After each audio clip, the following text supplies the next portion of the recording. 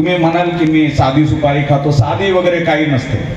तंबाखू, सुपारी, पान, साधा मसाला, गुटखा मसाला सगळे एकच आहेत, सगळे एकमेकाचे बहीण भाऊ आहेत। त्याच्यामुळे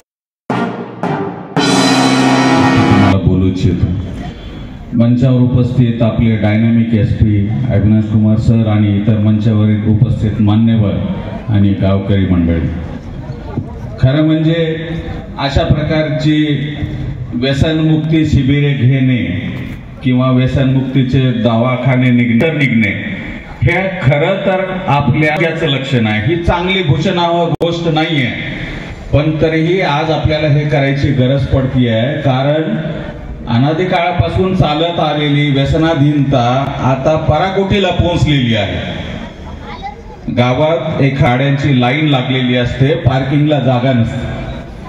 हे चांगल्या समाजाचं लक्षण नाहीये। आपण कुठल्या स्तरावरती आणि कुठल्या दिशेने चाललो आहोत याचा आपल्याला समाजाला शांतपणे बसून विचार करण्याची वेळ आलेली आहे। मी तुम्हाला हे विचारू इच्छितो, आपल्यापैकी किती जणांना असं वाटते की तुमच्या मुलांनी तंबाखू खावा, गुटखा खावा, दारू प्यावी?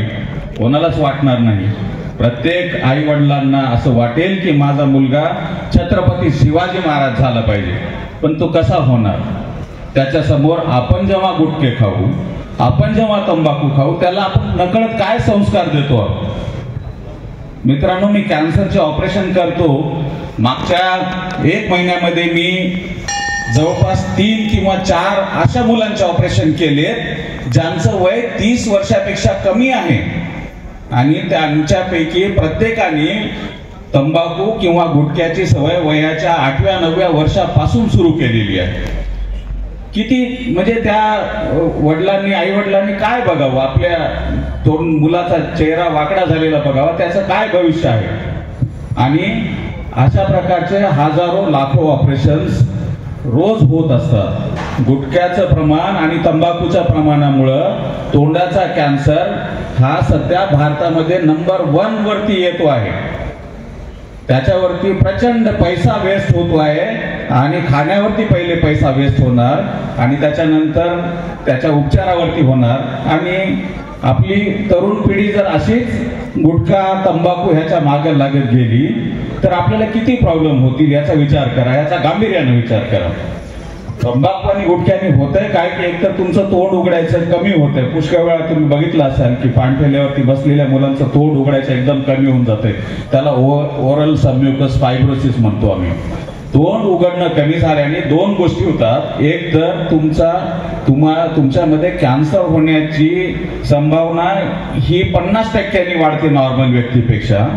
दुसरी गोष्ट, तोंड उघडत नसल्यामुळं तोंडाची हायजीन खराब होते, HPV व्हायरस नावाचं इन्फेक्शन होत असतं आणि ते HPV व्हायरसने पुढे मागे कॅन्सर होतं। म्हणजे त्याला 2 फॅक्टर होतात, एक तर तंबाखू, गुटखा किंवा तुम्ही म्हणाल की मी साधी सुपारी खातो, साधी वगैरे काही नसते। तंबाखू, सुपारी, पान, साधा मसाला, गुटखा मसाला सगळे एकच आहेत, सगळे एकमेकाचे बहीण भाऊ आहेत। त्याच्यामुळं तुम्हाला ह्या ज्यांचं तोंड उघडत नाही त्यांचा कॅन्सर सुद्धा लवकर पसरतो आणि मग अशा पेशंटचं ऑपरेशन केल्याच्या नंतर सुद्धा पुष्कळ वेळा ऑपरेशन सक्सेसफुल होत नाही। एकाच्या ऐवजी 2 ठिकाणी कॅन्सर होऊ शकतात। एक वेळा ट्रीटमेंट झाल्याच्या नंतर कॅन्सर, एखाद्या कॅन्सरच्या ट्रीटमेंट झालेल्या रुग्णाकडे बघा किंवा आपल्या मुलांना त्यांची भेट घालून द्या, त्यांच्या मनात ही भीती निर्माण करा की ही गोष्ट तुझ्यासाठी चांगली नाहीये। दारूच्या व्यसनामुळे तुम्हाला लिव्हरचा कॅन्सर होतो, ही जगात काही लपून राहिलेली गोष्ट नाहीये।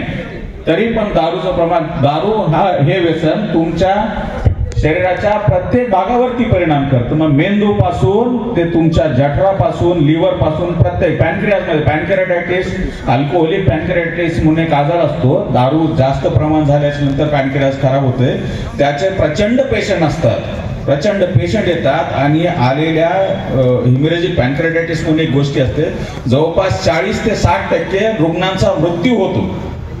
त्या एवढ्या भयानक गोष्टी होत असतात, जोपर्यंत आपल्या अंगावरती येत नाही तोपर्यंत आपल्याला त्याची भीती वाटत नाही। पण त्यासाठीच अशा प्रकारचे समाज प्रबोधनाचे कार्यक्रम घेणं जरुरी असतं, जेणेकरून लोकांना हे समजावं आमचे टाटा मेमोरियल हॉस्पिटलचे एक डॉक्टर आहेत हरीश चतुर्वेदी म्हणून, त्यांनी तंबाखू विरोधात न्यायालयाने लढाई लढली. त्यांनी न्यायालयामध्ये हे पिटिशन दाखल केली की भारतामध्ये तंबाखू बॅन करा. तंबाखू म्हणजे मग तो खाण्याचा असो किंवा धूम्रपानाचा असो. पण ती गोष्ट न्यायालयामध्ये प्रूव्ह होऊ शकली नाही. अचीव काय झालं तर फक्त तुमच्या गुटख्याच्या सिगरेटच्या पाकिटवरती एक वॉर्निंग लिहिल्या जायची. सुदैवाने त्याचं सुद्धा परत अजून पिटिशन दाखल केली.